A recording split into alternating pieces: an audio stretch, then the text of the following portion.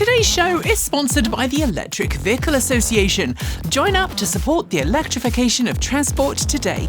And by Energy Sage. Time's running out in the US to get the benefit of federal tax incentives, so plan your energy independence today. And by you. Stick around to find out how you can help us remain 100% independent.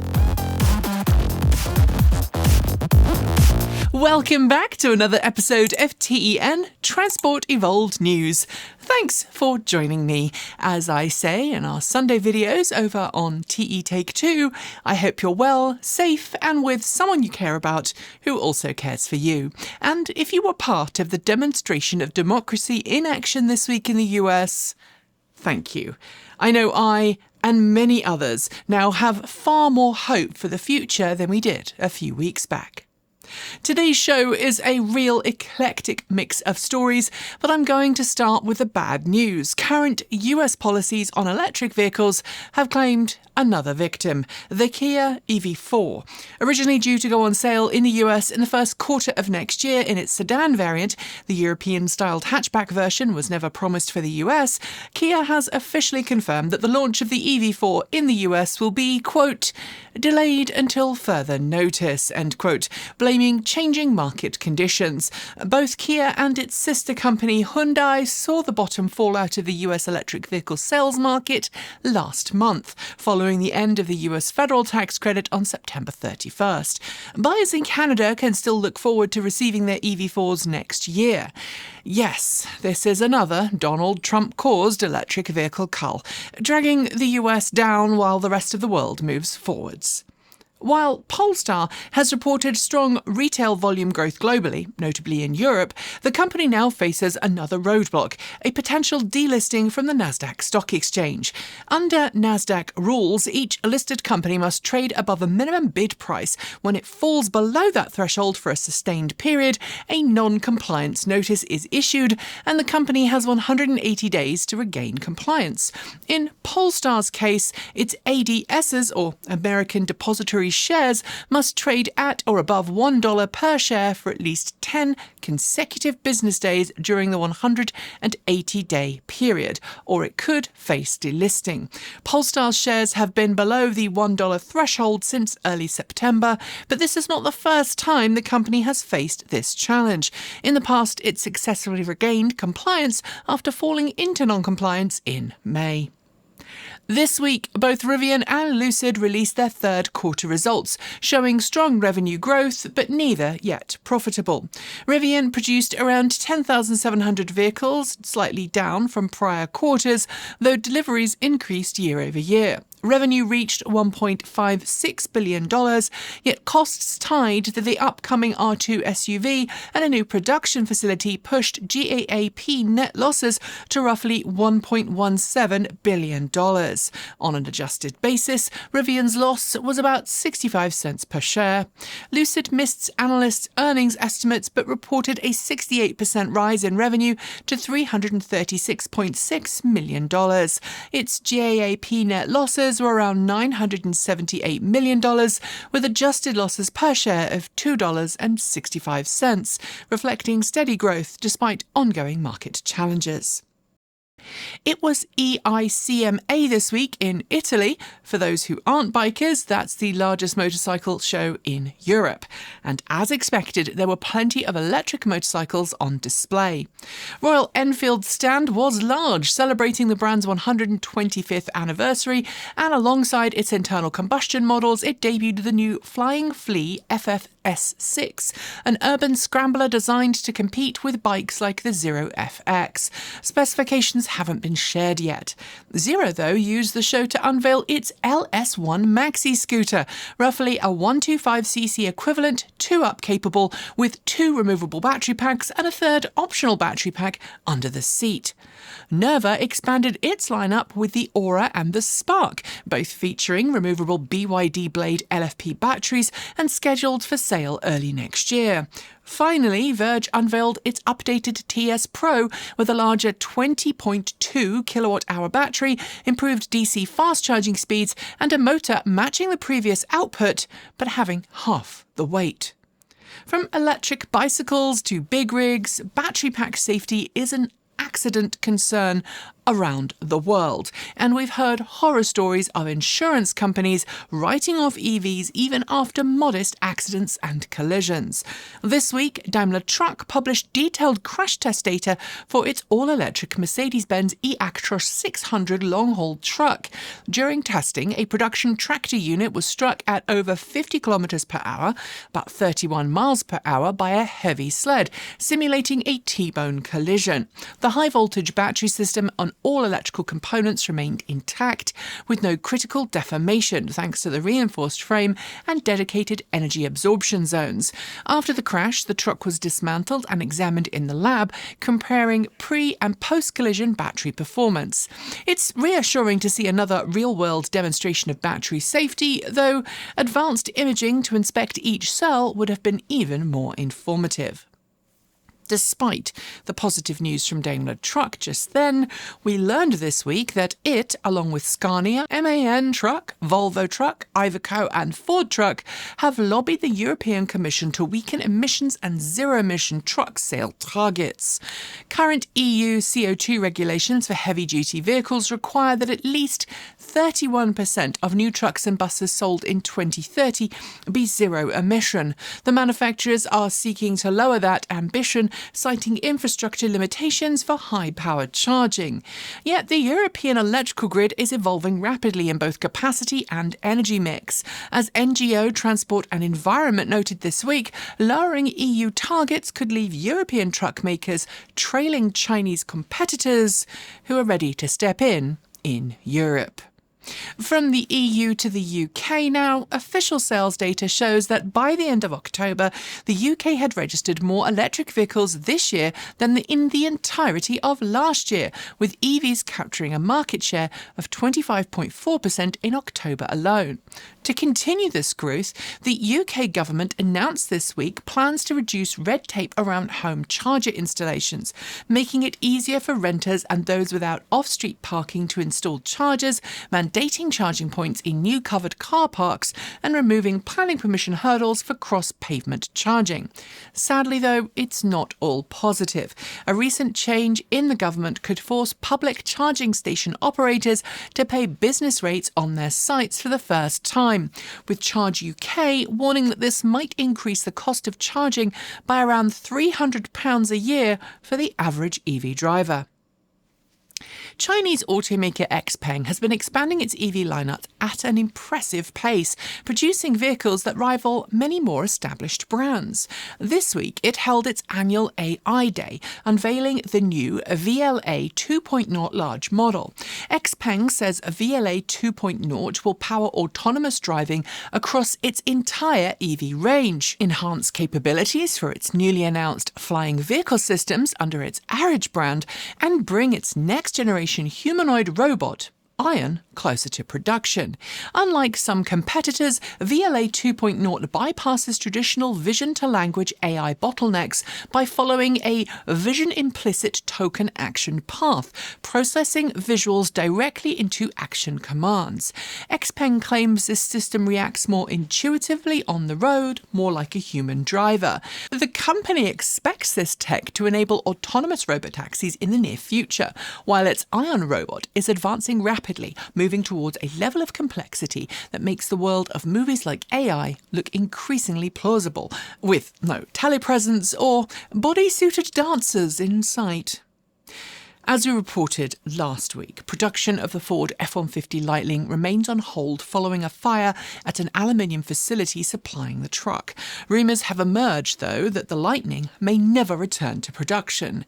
The Wall Street Journal alleged on Thursday that Ford is considering scrapping the F-150 Lightning to focus on its more affordable $30,000 next-generation EV platform. And during last week's earnings call, CEO Jim Farley confirmed that F-150 Lightning lines would remain paused until aluminium supply issues were resolved, while also promising that the next-gen pickup, previewed at Ford's Universal EV Platform event earlier this year, is, quote, right around the corner. In line with the reporting, we reached out to Ford, and while the company declined to comment on future vehicle plans, it did reiterate that the F-150 Lightning is America's best-selling electric pickup. It's not a direct repudiation of reporting, but it's what we would expect of any automaker to say in this particular situation.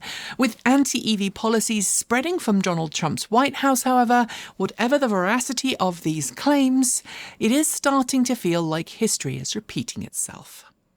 Enter the Renault Twingo-E, officially revealed this week. The return of the popular Twingo nameplate, now an EV, the 5-door, 4-seat hatchback features a 27.5 kilowatt-hour LFP battery pack, a 60 kilowatt front-wheel drive motor, and a WLTP test range of 263 kilometers, or around 164 miles. It comes with 6 kilowatt AC charging as standard, with 11 kilowatt 3-phase AC and 50 kilowatt DC charging offers as optional extras. Tiny and modestly spec'd, for sure, but with a price under €20,000, it's a practical, everyday transportation solution. Bring it on. Our recall reminders are coming next, but first it's time to talk to our friends at Energy Sage. Energy Sage connects you with local verified solar installers across the US and now heat pump specialists in select markets who really know their stuff and can help guide you through the process of installing solar panels or getting a heat pump installed. Not a homeowner? No worries. Energy Sage can still help you green your electricity by helping you join a community solar program. We used Energy Sage for ourselves when looking for installers willing to put solar panels on the roof of our home, and their verified pros were knowledgeable and even introduced us to a great credit union that allowed us to finance the project with low monthly payments.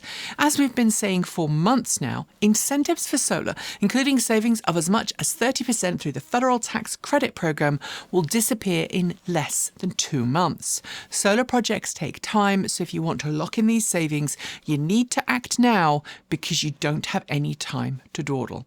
Follow the links below to sign up for Energy Sage's free, no-obligation service and get the ball rolling today.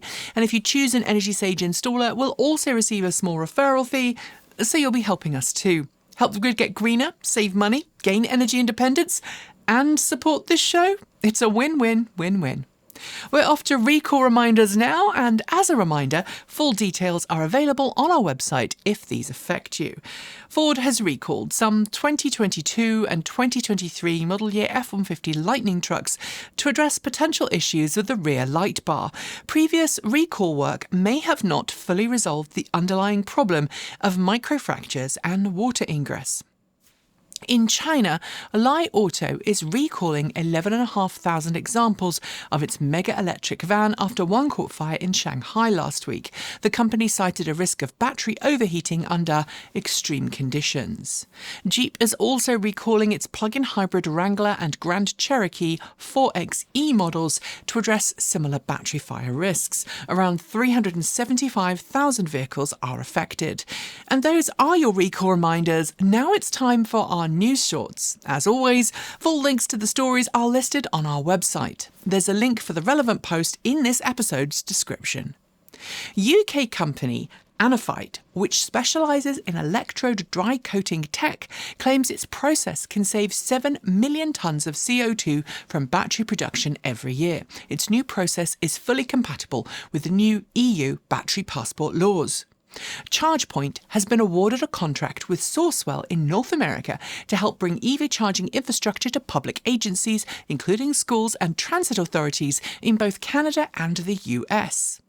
BMW has confirmed the next generation i3 will return as a compact EV, while the 2026 i4 gains silicon carbide inverters, improved energy efficiency and up to 15 miles of extra range with 18-inch wheels. The range-topping i4 M60 version will now deliver 510 horsepower. FIA Formula E has revealed its 4th generation race car. For the first time, cars will be all-wheel drive, producing 450 kilowatts at the wheels and up to 600 kilowatts in attack mode. Volkswagen-owned SEAT is commissioning a new press at its Martel plant. It will produce body parts for the upcoming Cupra Raval and its sibling, the Volkswagen ID Polo. As US EV battery orders fall amid anti-EV governmental practices, Ontario-based NextStar Energy in Canada will produce static energy storage packs to fill the gap and repurpose its manufacturing capacity. The EU is revising CO2 regulations for fleet operators. Reporting from Automobile Watch indicates fleets may soon need to meet EV quotas across all vehicles to comply with the updated rules. BYD is launching an electric taxi program in Nuevo Leon, Mexico, featuring 3,000 BYD Dolphin Mini e-taxis and over 100 public charging stations. Amazon has placed its largest UK electric truck order yet, 160 all-electric HGVs, which will operate alongside 800 electric delivery vans. Waymo is expanding its autonomous robotaxi service to 3 new US cities early next year: San Diego, Detroit, and Las Vegas. Leaked images suggest Toyota is readying a Hilux EV set to be unveiled on November 10th, marking the company's first electric pickup. Volkswagen UK has extended its ID EV ID Promise return policy to 100 days, giving customers more time to decide if they want to keep their cars. Electric aircraft specialist Beta Technologies has raised $1 billion in its Wall Street debut this week, boosting its valuation to $7.4 billion. Borg-Warner has been chosen as the battery supplier for the Holon Urban robotaxi, which will be built at a new facility in Florida. WRTH Aachen University has launched a research program with industry partners to develop a holistic battery cell recycling process, including high recycling content cells. Jaguar confirmed its first new all-electric model since rebranding, originally due at the end of this year, will now be delayed until next. Geely has acquired 26.4% of Renault of Brazil, giving the automaker access to Geely's GEA EV platform for its Brazilian models. As part of the G7 Critical Minerals Production Alliance, Vianode will build a large-scale clean synthetic graphite plant in Ontario, Canada. Unlike natural graphite, synthetic graphite is made from fossil fuels. Vulcan Energy in Germany has received official permits to begin lithium extraction at its new Landau plant, which has the capacity to produce 24,000 tonnes of lithium hydroxide annually. XPeng's flying car subsidiary, Aridge, has begun mass production of its first flying car. The new factory can produce up to 10,000 units a year. Hubject and Electra have expanded their partnership to integrate plug-and-charge and e-roaming at charging stations across Europe, including some new sites in Iceland. Hyundai has partnered with NVIDIA to use AI-powered digital twins of EV battery packs, helping them develop more robust and resilient electric vehicles. Sales data from Norway shows EV market share slipped slightly in October to just 97%. Truly, truly tragic. And yes, that is sarcasm, if only everywhere else had such amazing market share. Zenobē and Ritchies are developing the largest all-electric bus fleet in Aotearoa, New Zealand, 172 buses hitting Auckland's roads over the next 9 months. Changan has opened pre-sales in China for its Deepal L06 electric sedan, a mid-size model with 200 kilowatts of rear-wheel drive, offered in both EV and range-extended versions. Norwegian transit operator Ruter is raising the alarm after discovering serious security vulnerabilities in the over-the-air update system of some of its electric buses. The company says fixes are already being rolled out. Candela is bringing its hydrofoiling P-12 ferry to the Maldives, aiming to cut emissions for travellers moving between the airport and the region's more remote atolls. Swiss microcar maker Microlino is considering shifting production of its all-electric bubble car from Switzerland to China, criticising Europe's lack of support for light EVs and quadricycles, a move it says may be necessary to remain competitive. A new study from the Centre of Automobile Management shows that EV sales are on track to set new records this year. It sells 12.8 highly electrified vehicles, which include plug-in hybrids, were sold between the start of January and the end of September. British electric motorcycle firm Maeving has just launched its first electric two-seater in the US. The RM2 is a fully naked commuter and offers 125cc performance with removable batteries for easy commuting.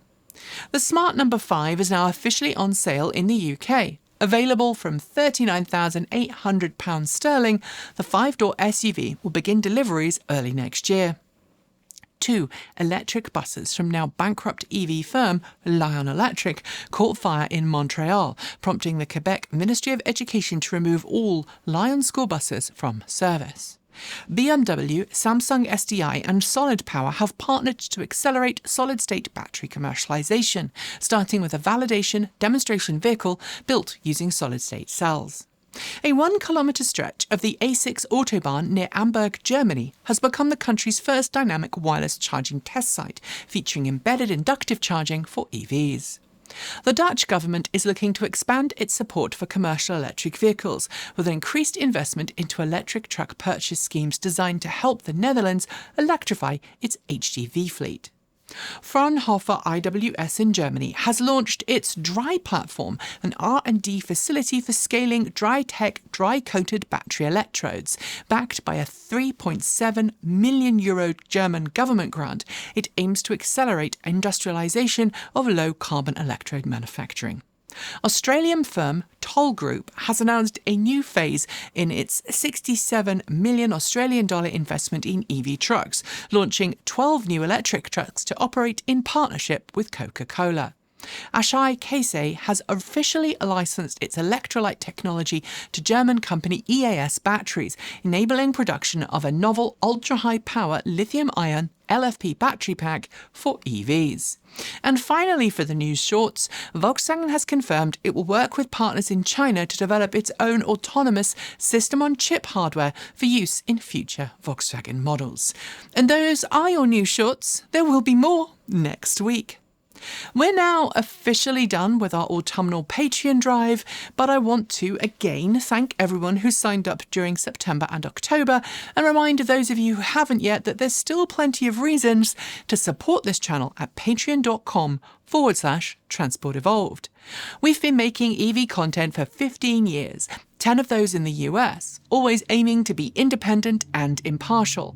We're not backed by corporations or big production budgets. Instead, our tiny team, 3 full-time and 1 part-time member, work hard every week to bring you well-researched, honest content. In a landscape where YouTube is overtly silencing diverse, independent voices and avoiding many minority groups entirely, while highlighting clickbait and AI fluff above real content, ad revenue is falling even when view counts aren't. Your support helps pay bills, health insurance, retirement, and keeps the content coming. Next month, our annual broadcast insurance bill is due, something only people who operate as journalists need.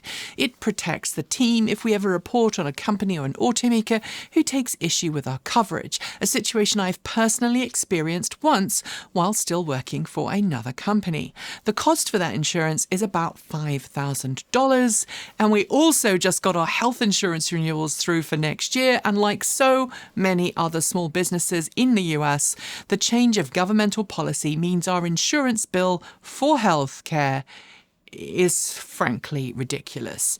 I think the team here deserve healthcare. I hope you agree. And I don't want to pass on the 40% increase in premiums to them. I want to pay it as a company. So if you're able to help increase our monthly income to cover that, it would be very much appreciated. We've also had multiple requests recently that we make a new higher tier on Patreon called Generator or something similar. So let me know if you'd like to see that happen and if you would join it. And if you already do support the channel, however much you pay a month. Thank you very much. And now it's time for those last 2 stories. We've watched for over a decade as Toyota, Honda, and to some extent Hyundai have promoted hydrogen fuel as an alternative to electric and fossil fuel vehicles in parts of the US.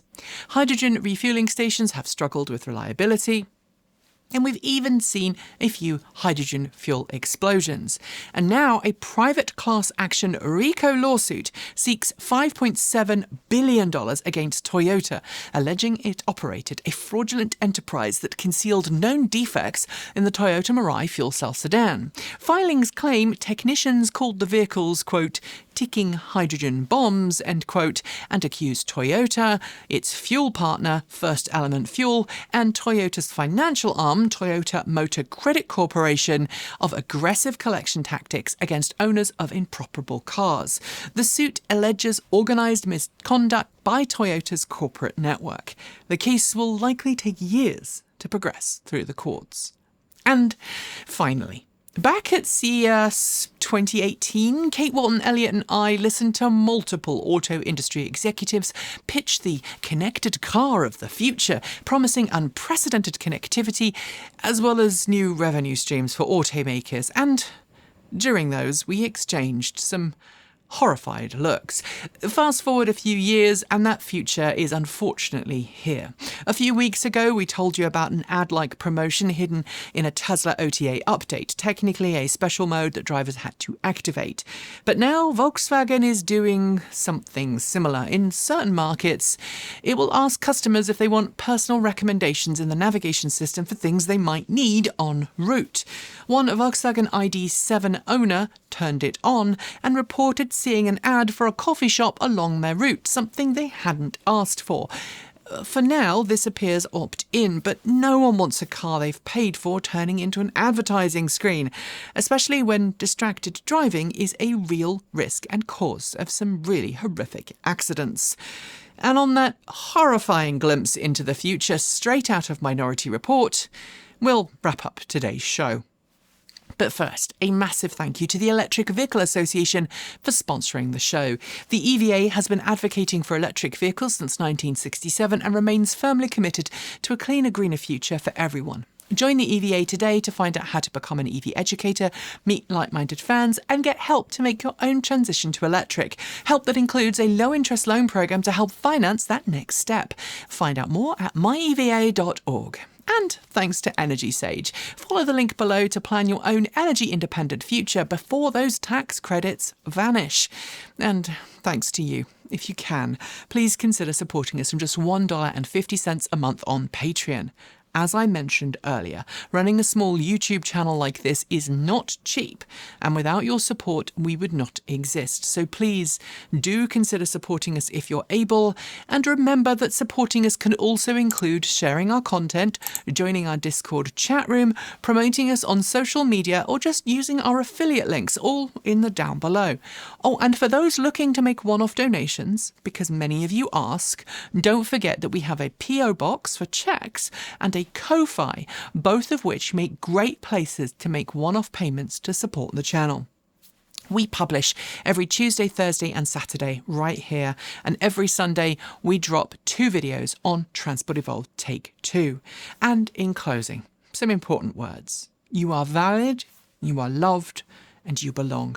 You have a purpose. As I filmed today's show, I've heard that the US Supreme Court issued a shadow docket decision. That's one that doesn't actually require full proceedings, that allows the Trump administration to target trans and non-binary people and their passports. And this week, that very same administration refused to fund SNAP benefits despite court orders. And the ongoing march of authoritarianism is, frankly, scary. But for those in the US and wider afield who saw the results of elections in many US states and cities this week, I hope that you can draw some comfort in knowing that the man in the White House doesn't define a nation, and resistance, intentional, pervasive resistance, is the way we beat it. Engage in tactical frivolity. Don't surrender to fear, hate, or misinformation. And that is as true right here in Portland, Oregon, as it is anywhere around the world where power and greed seek to crush the will of ordinary people.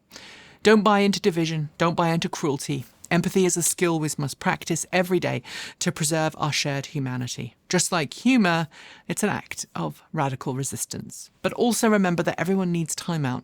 Unplug, get outside, dive into a good book, go gardening or go for a run and recharge. Care for yourself now and your loved ones so that you can return ready to fight for decency, community, justice and a better world.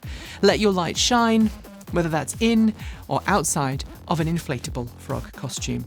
Wherever you are, whoever you love, you're not alone.